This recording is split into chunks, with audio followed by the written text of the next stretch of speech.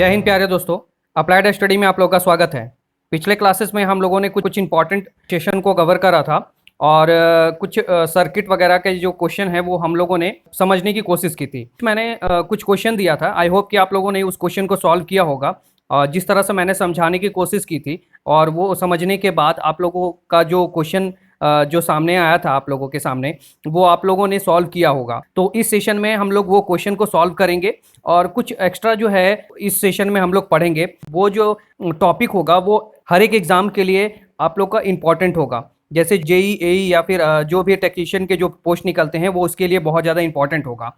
ठीक है, तो चलिए फिर इस सेशन को हम लोग स्टार्ट करते हैं और इस क्वेश्चन को हम लोग समझने की कोशिश करते हैं। उससे पहले मैं आप लोगों से बोलूंगा कि अभी तक इस वीडियो को जिन लोगों ने शेयर नहीं किया है वो ज़्यादा से ज़्यादा इस वीडियो को शेयर करें, और जिन लोगों ने अप्लाइड स्टडी को सब्सक्राइब नहीं किया है वो जल्दी से जल्दी सब्सक्राइब कर दे और बेल आइकन पे क्लिक कर दे, ताकि आने वाले जितने भी नोटिफिकेशन हैं और ये कोर्स के जो भी वीडियोज़ हैं वो सबके नोटिफिकेशन आपको जाते रहें और आप रेगुलरली जो है वो हमारे अप्लाइड स्टडी के साथ बन के अपने प्रिपरेशन को स्ट्रॉन्ग बनाएं। तो चलिए फिर इस सेशन को हम लोग स्टार्ट करते हैं। यहाँ देखिए एक ये क्वेश्चन मैंने दिया था, ये इस तरह का सर्किट था और इस सर्किट में जो है आप देख सकते हैं यहाँ पर 20 वोल्ट है, यहाँ 5 ओम का रजिस्टर है, यहाँ 10 वोल्ट, यहाँ पर आप देख सकते हैं 2 ओम का रजिस्टर है, 3.5 वोल्ट का एक यहाँ बैटरी सोर्स लगा हुआ है और यहाँ देख सकते हैं आप ये 10 ओम का रजिस्टर लगा हुआ है।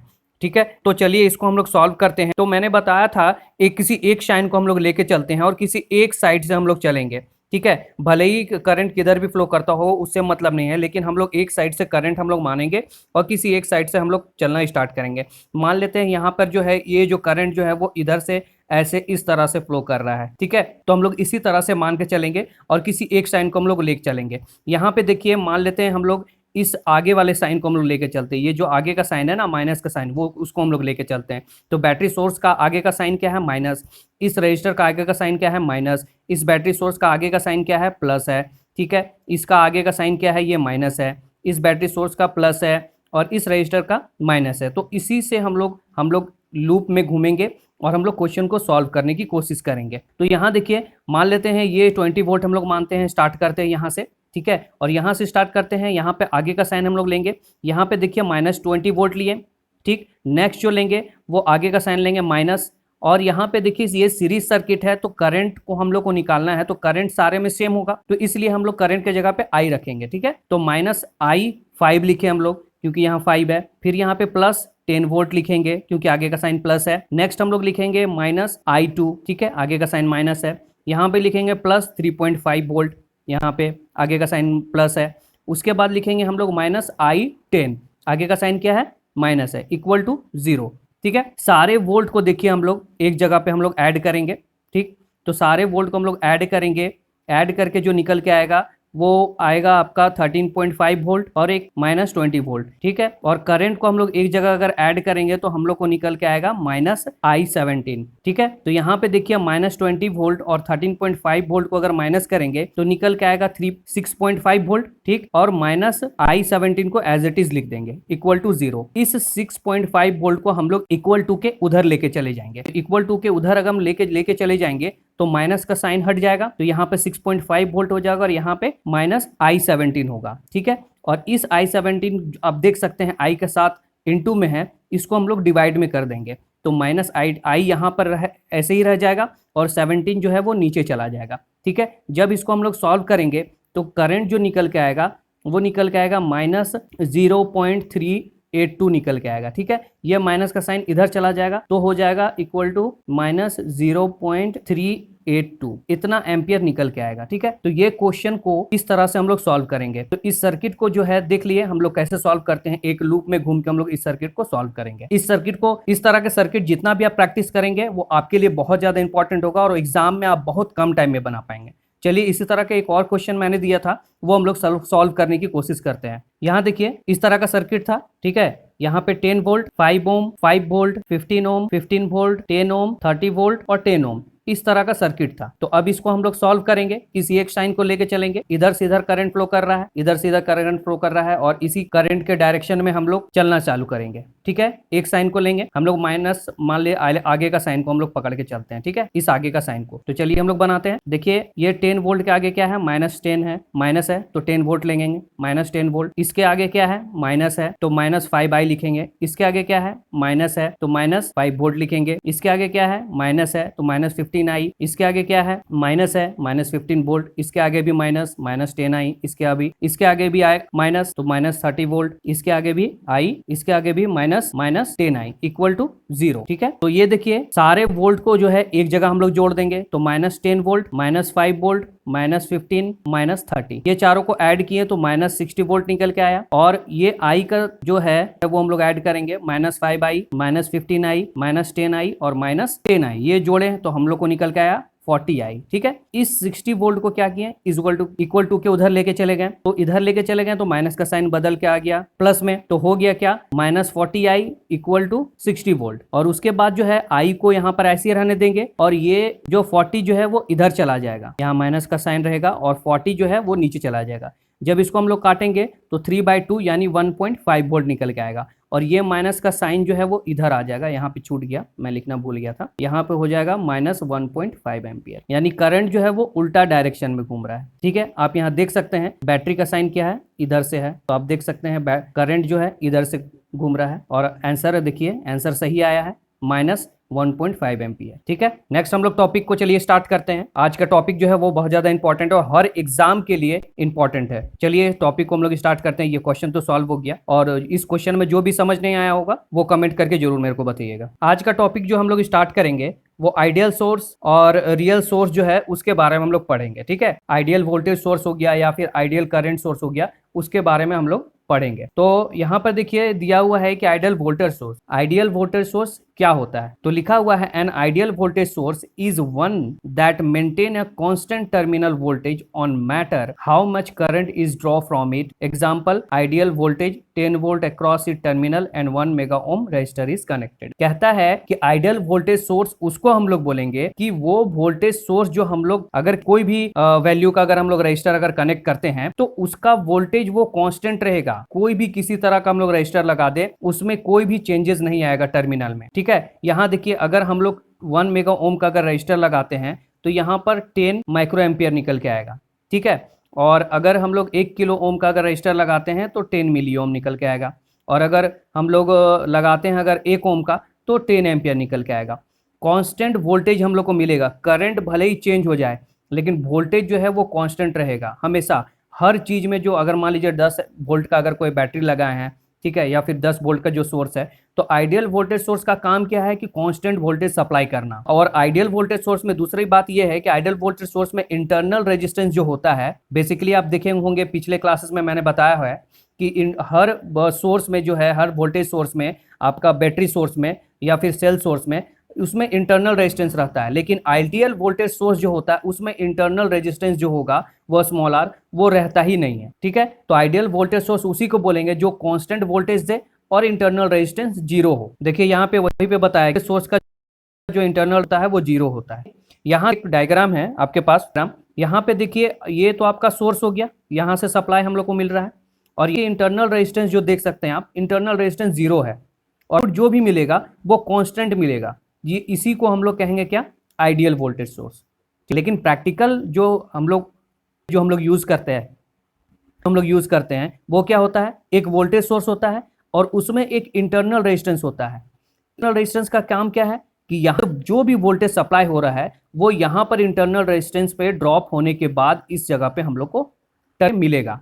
मान अगर 10 वोल्ट का अगर सप्लाई मिल रहा है तो यहाँ कुछ रेजिस्टेंस का ड्रॉप होगा इस रेजिस्टेंस में, इंटरनल रेजिस्टेंस में, और यहाँ पर जो भी 10 वोल्ट का सप्लाई हो रहा है इससे कम मिलेगा। हो सकता है 9 वोल्ट मिले, 9.5 मिले, तो कुछ भी मिलेगा, लेकिन इस सोर्स से कम मिलेगा।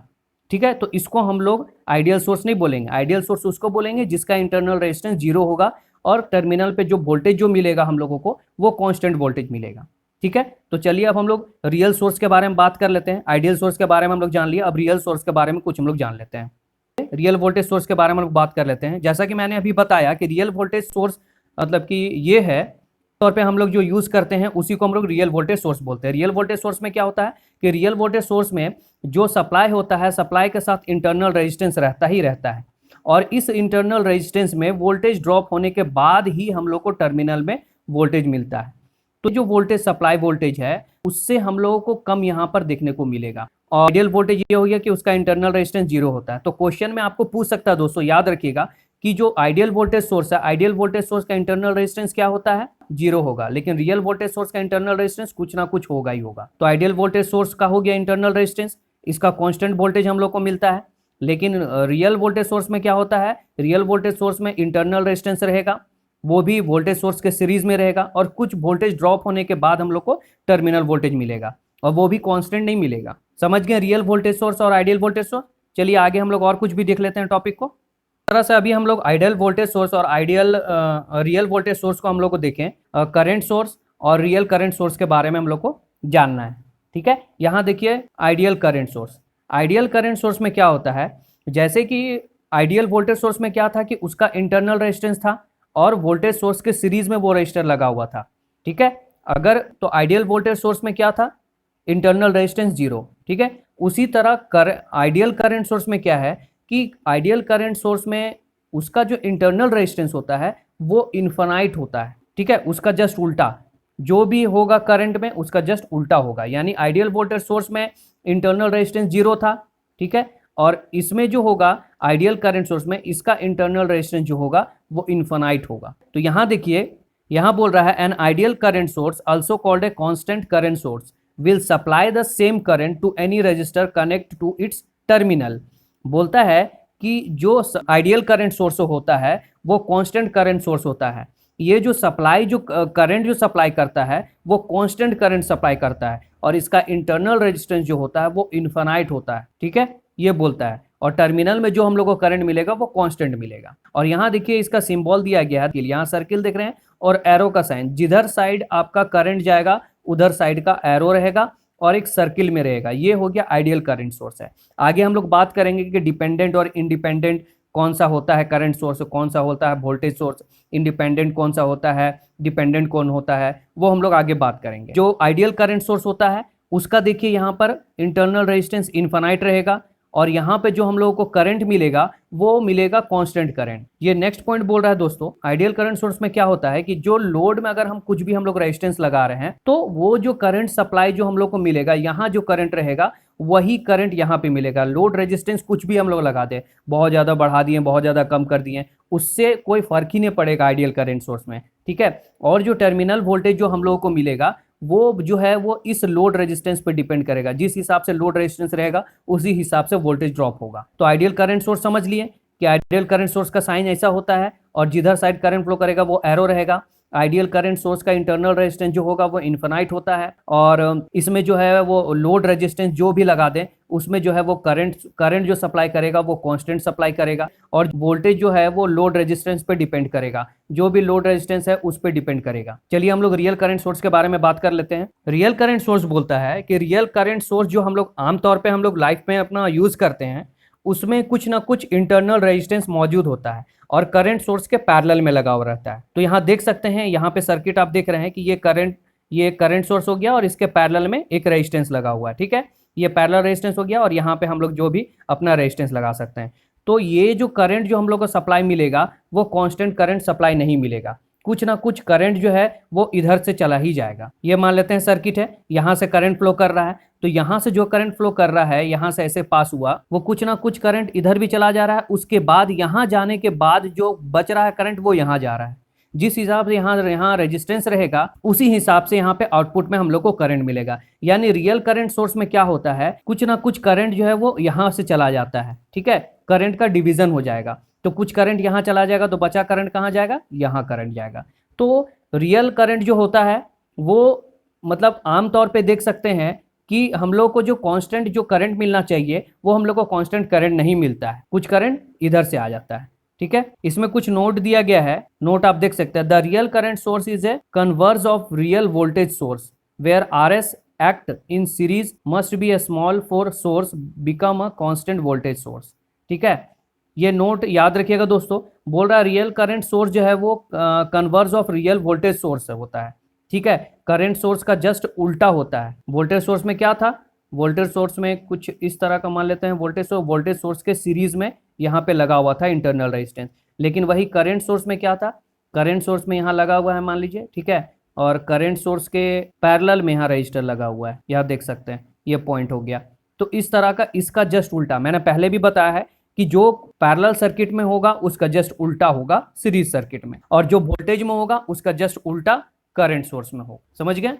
चलिए आगे चलते हैं। अच्छा, पिछले क्लासेस में हम लोगों ने एक्टिव सोर्स, पैसिव सोर्स वगैरह देखा था, ठीक है। तो जो आप लोग बताइए कि वोल्टेज सोर्स और करंट सोर्स वो किस में आते हैं, कमेंट करके जरूर बताइएगा कि किस में आते हैं। हम लोग जान लेते हैं अब वोल्टेज डिवाइडेड रूल और current divider rule. Voltage divider rule क्या कहता है, मान लेते हैं कि ये एक सर्किट है, ठीक है, और करंट जो है वो इधर से फ्लो कर रहा है, और इसके सीरीज में आप देखिए लोड में 2 रजिस्टर लगा हुआ है जो कि सीरीज में लगा हुआ है, ठीक है।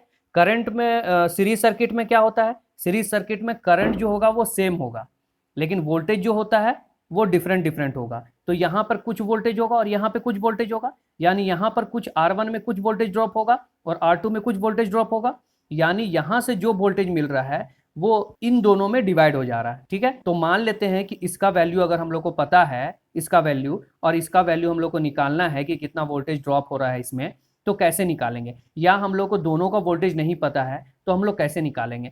तो इस सर्किट में अगर हम लोग को वोल्टेज निकालना है दोनों एलिमेंट के अक्रॉस, तो हम लोग लगाएंगे वोल्टेज डिवाइडर रूल। तो फॉर्मूला हम लोग देख लेते हैं और कैसे हम लोग सॉल्व करते हैं वो हम लोग जान लेते हैं। तो यहाँ देखिए, अगर वोल्टेज मान लीजिए V1 के अक्रॉस निकालना है तो वहां पे हम लोग लिखेंगे V1, और मेन वोल्टेज जो लिखेंगे, मेन वोल्टेज को यहाँ लिखेंगे, यानी यहाँ का जो वोल्टेज होगा मान लेते हैं यहाँ पर 10 वोल्ट है, ठीक है।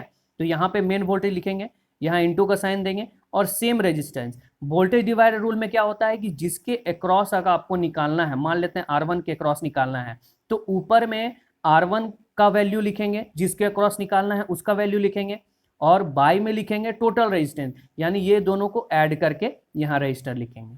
तो आप इसको कैलकुलेशन कीजिएगा तो निकल के आ जाएगा कि क्या वैल्यू। और उसी तरह देखिए कि अगर V2 का अगर वैल्यू हम लोग को निकालना है तो V2 यहाँ लिखेंगे, ठीक है, और मेन वोल्टेज लिखेंगे, मेन वोल्टेज क्या है यहाँ पे वो वैल्यू पुट करेंगे, इनटू किसके अक्रॉस निकाल रहे हैं, R2 के अक्रॉस निकाल रहे हैं, तो R2 का ही वैल्यू ऊपर पुट करेंगे और नीचे इन दोनों का एडिशन। तो जब ये कैलकुलेशन करेंगे तो आप देखेंगे कि इसके अक्रॉस का जो वोल्टेज है, V2 के अक्रॉस का वोल्टेज, वो आपको निकल के आ जाएगा, ठीक है। तो चलिए नेक्स्ट हम लोग और कुछ भी जान लेते हैं। अब हम लोग देख लेते हैं करंट डिवाइडर रूल को। करंट डिवाइडर रूल कैसे क्या होता है, तो मान लीजिए अगर इस तरह का पैरेलल सर्किट दिया हुआ है, ठीक है, और इस तरह का पैरेलल सर्किट में 2 पैरेलल रेजिस्टर लगा हुआ है R1 और R2, और हम लोगों को पता है कि पैरेलल सर्किट में करंट जो है वो डिफरेंट होता है, वोल्टेज लेकिन दोनों एलिमेंट में सेम मिलेगा, इन दोनों के अक्रॉस सेम वोल्टेज मिलेगा। तो अब हम लोग को पता करना है कि R1 में कितना करंट जा रहा है और R2 में कितना करंट जा रहा है, वो हम लोग को निकालना है। तो चलिए हम लोग फॉर्मूला जान लेते हैं और किस तरह से हम लोग याद रखें इस चीज को वो हम लोग जान लेते हैं। तो देखिए, मान लेते हैं अगर R1 में कितना करंट फ्लो कर रहा है वो हम लोग को जानना है, ठीक है। तो यहाँ पे लिखेंगे, मान लेते हैं I1 यहाँ निकालना है, यानी R1 में कितना करंट जा रहा है वो हम लोग निकालेंगे। तो यहाँ I1 लिखें, ठीक है, और यहाँ पे हम लोग क्या करेंगे कि मेन करंट, यानी यहाँ से जो करंट जा रहा है वो हम लोग मेन करंट को यहाँ पे लिखेंगे, ठीक है, मेन करंट लिखें, इनटू अगर मान लीजिए R1 में कितना करंट फ्लो कर रहा है वो जानना है, उसके जस्ट अपोजिट वाला रेजिस्टेंस को हम लोग पकड़ लेंगे। सीरीज में क्या था, सीरीज में हम लोग करते थे कि जिसके अक्रॉस का वोल्टेज निकालना है उसी रजिस्टर को हम लोग उठाते थे और ऊपर लिखते थे। इसमें क्या है, पैरेलल सर्किट में मतलब कि करंट डिवाइडर रूल में क्या है कि जिस रजिस्टर में हम लोग को करंट पता करना है उसके जस्ट अपोजिट वाला रेजिस्टेंस को उठा लेंगे। तो R1 में कितना करंट फ्लो कर रहा है वो अगर हम लोग को जानना है तो उसके अपोजिट क्या है, R2 है। तो यहाँ R2 का वैल्यू लिखेंगे, बाई दोनों का एडिशन हम लोग कर देंगे, यानी यहाँ हो गया R1 प्लस R2 को लिख देंगे, ठीक है। तो ये I1 जो है यहाँ पे निकल के आ जाएगा, ठीक है। इसी तरह हम लोग I2 में अगर निकालेंगे, अगर I2 हम लोग निकालना है, R2 में कितना करंट फ्लो कर रहा है वो हम लोग को जानना है, तो I2 लिख दिए। मेन करंट क्या हो गया, मेन करंट लिखेंगे, यहाँ पर मेन करंट जो जा रहा है ये लिख दिए, इनटू किसके अक्रॉस निकालना है, R2 के अक्रॉस निकालना है, तो इसके अपोजिट कौन सा है, R1 है, तो यहाँ पर R1 लिख देंगे, बाय टोटल रेजिस्टेंस क्या हो गया, R1 प्लस R2 कर दिए। तो इस तरह से जो है आपका I2 भी निकल जाएगा। अभी तो हम लोग देख लिए वो आपका वोल्टेज डिवाइडर रूल और करंट डिवाइडर रूल, ये दोनों हम लोग अच्छे से देख लिए और समझ लिए। और जो नहीं समझ में आया तो प्लीज कमेंट करके जरूर बताइएगा कि क्या हुआ क्या नहीं हुआ, आपको समझ में आया नहीं समझ में आया क्या है वो जरूर बताइएगा। यहाँ पे फॉर्मूला लिखा हुआ ही है, आप लोग स्क्रीनशॉट लेके रख सकते हैं। ठीक है, मेनली जो चेंजेस होता है वो पैरेलल सर्किट में क्या करना पड़ता है, जिसके अक्रॉस निकालना है उसके जस्ट अपोजिट वाला लेना है। सीरीज सर्किट में क्या करना है कि जिसके अक्रॉस निकालना है उसी को लेना है। ठीक है, बाकी नीचे तो दोनों में से सेम है कि दोनों को ऐड ही करना होता है। चलिए नेक्स्ट चलते हैं हम लोग। यहाँ देखिए दोस्तों, कुछ एक क्वेश्चन लेके आया हूँ आपके लिए जो कि वोल्टेज डिवाइडर रूल से और करंट डिवाइडर रूल से भी है। आगे करंट डिवाइडर रूल का क्वेश्चन है, तो यहाँ वोल्टेज ड्रॉप जो है कितना हो रहा है वो हम लोग को जानना है। यहाँ देखिए 5 ओम रजिस्टर, 10 ओम रजिस्टर और 20 ओम रजिस्टर, इसके अक्रॉस में कितना वोल्टेज ड्रॉप हो रहा है वो हम देखेंगे। वोल्टेज ड्रॉप तभी पूछेगा जब सीरीज सर्किट होगा, ये याद रखिएगा। कभी कभी बच्चे गलत कर देते हैं कि दिया हुआ पैरेलल सर्किट है और उसमें वोल्टेज ड्रॉप पूछ लेगा और आंसर में 0 दिया हुआ रहेगा, तो वो क्या करते हैं उसको सॉल्व करने में लग जाते हैं। तो वो नहीं करना है, आप लोग को देखना है कि सीरीज सर्किट है और सीरीज सर्किट के बाद अगर आपको वोल्टेज ड्रॉप पूछ रहा है तो आप लोग को ये सर्किट सॉल्व करना है।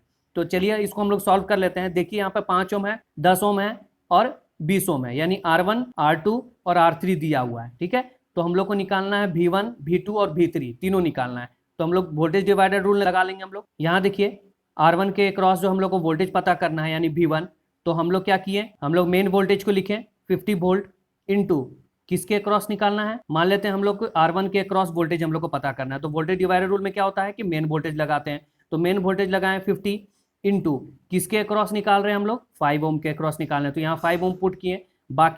बाकी नीचे जो है वो तीनों को हम लोग ऐड कर दिए, 20, 10 और 5 को ऐड किए 35 हो गया। तो इसको जब हम लोग काटें तो 7 5 जा 35, ठीक है, 5 7 जा 35 और 5 10 जा 50। ये कट के आया, V1 के अक्रॉस जो वोल्टेज निकल के आया वो 7.14 निकल के आया।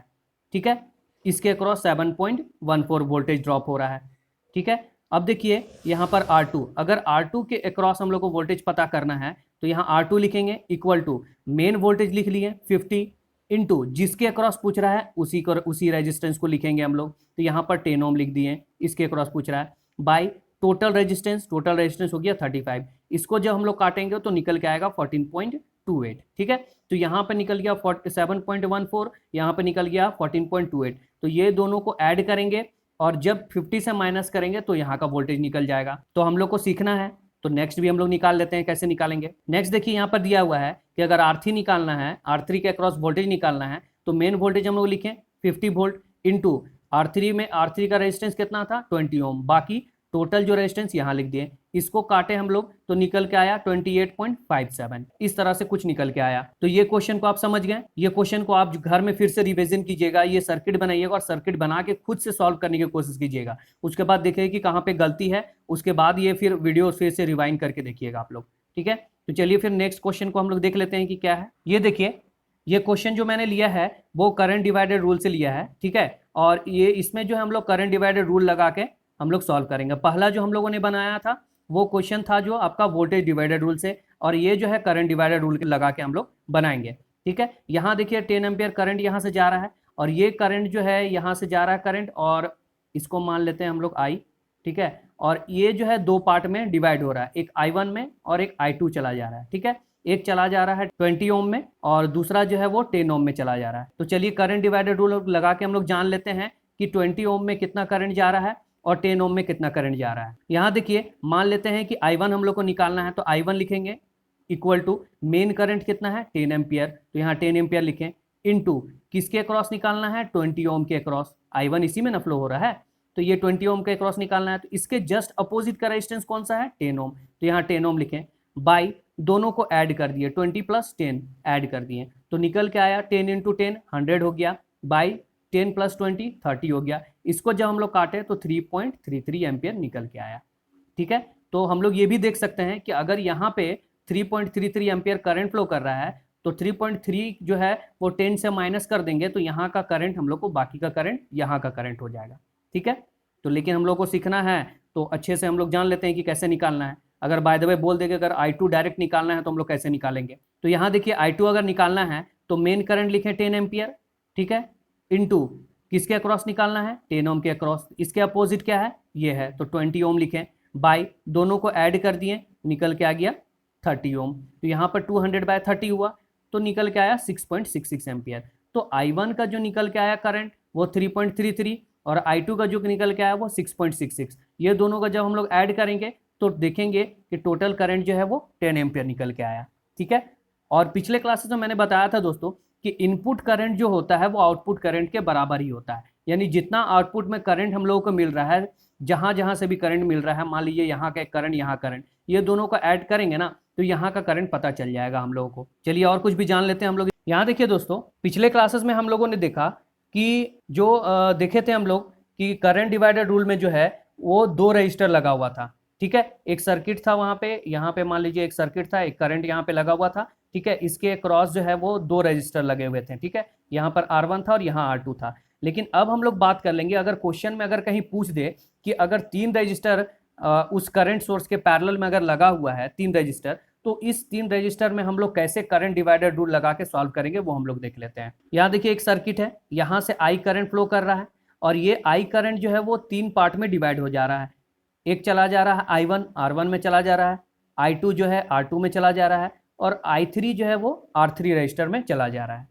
तो अगर हम लोग को I1 निकालना है, I1 निकालने के लिए क्या करेंगे हम लोग, पिछले करंट डिवाइडर रूल में हम लोग क्या पढ़ रहे थे कि मेन करंट को लिखेंगे। ठीक है, और जिसके अक्रॉस अगर हम लोग को रेजिस्टेंस निकालना है उसके जस्ट अपोजिट वाला लेते थे। ठीक है, लेकिन इसमें क्या करेंगे कि मेन करंट लेंगे इनटू जिसके अक्रॉस पूछ रहा है। मान लेते हैं कि ये हम लोग को इसमें करंट निकालना है, तो इसके अपोजिट कौन कौन सा है, ये और ये है, तो इसमें ये दोनों को इनटू कर देंगे, R2 इंटू R3 लिख देंगे। बाय नीचे जो है वो तीनों को हम लोग इनटू करके लिख देंगे। कैसे इनटू करेंगे, पहले लिखेंगे R1 into R2 plus R2 into R3, यहाँ लिखें प्लस R3 इंटू R1। ये याद रखिएगा। कैसे मैंने किया कि अगर I1 निकालना है, ये I1 निकालना है R1 के अक्रॉस, तो सबसे पहले मेन करंट हम लोगों ने लिखा, मेन करंट लिखेंगे। उसके बाद मतलब जिसके अक्रॉस हम लोग को निकालना है, मान लीजिए R1 में कितना करंट फ्लो कर रहा है वो हम लोग को निकालना है, तो उसके जस्ट अपोजिट कौन सा हो गया, R2 और R3 हो गया। तो इस दोनों को इनटू हम लोग सबसे पहले कर देंगे। ये हो गया ऊपर का सेक्शन।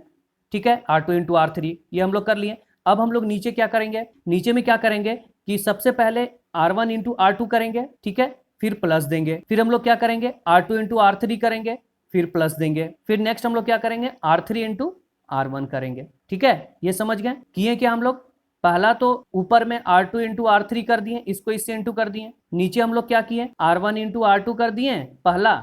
ठीक है, उसके बाद दूसरा में R2 इंटू R3 कर दिए, हो गया।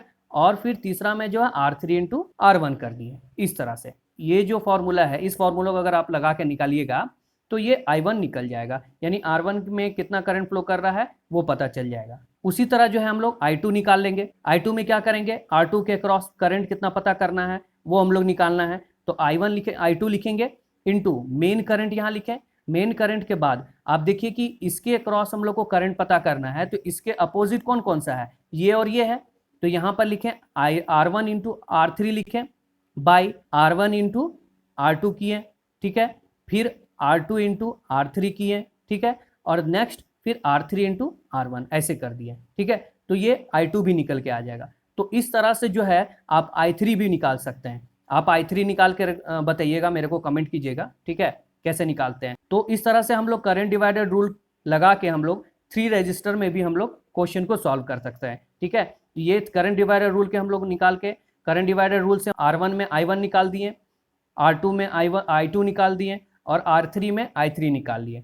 तो इस करंट डिवाइडर रूल से बहुत कम टाइम में हम लोग जो है किसी एलिमेंट के में कितना करंट फ्लो कर रहा है या फिर किस एलिमेंट में कितना वोल्टेज ड्रॉप हो रहा है वो हम लोग वोल्टेज डिवाइडर रूल से और करंट डिवाइडर रूल से हम लोग निकाल के हम लोग सॉल्व कर सकते हैं। ठीक है, तो आज के सेशन में इतना ही दोस्तों। आई होप कि जितना मैंने पढ़ाया होगा वो आप लोगों को समझ आया हो, और इस वीडियो को जितना हो सके अपने दोस्तों भाइयों या फिर जो भी इस इलेक्ट्रिकल के सेशन को पढ़ना चाहते हैं या फिर जो भी लोग जेई एई या फिर किसी स्टेट गवर्नमेंट या सेंट्रल गवर्नमेंट का प्रिपरेशन कर रहे हैं, वो उन लोगों के सामने ये वीडियो को जरूर शेयर करें। और जितना हो सके इस वीडियो को अपने सोशल मीडिया या फिर फ्रेंड सर्किल में जरूर से जरूर शेयर करें। और अभी तक जिन लोगों ने अप्लाइड हिस्ट्री को सब्सक्राइब नहीं किया है वो जल्दी से जल्दी सब्सक्राइब कर लें और बेल आइकन पे क्लिक कर लें, ताकि आने वाले जितने भी वीडियोस हैं उन सारे के सारे वीडियोस के आपके पास नोटिफिकेशन जा सके और आप प्रिपरेशन अच्छे से कर सके। चाहे आप किसी भी एग्जाम के लिए प्रिपरेशन करते हो, आप अप्लाइड स्टडी के साथ बने रहें और आप देखेंगे कि आप अपना इंप्रूवमेंट जो है वो धीरे धीरे आप देख सकेंगे। ठीक है, तब तक के लिए आप घर पे रहें, सेफ रहें। Thank you. जय हिंद दोस्तों।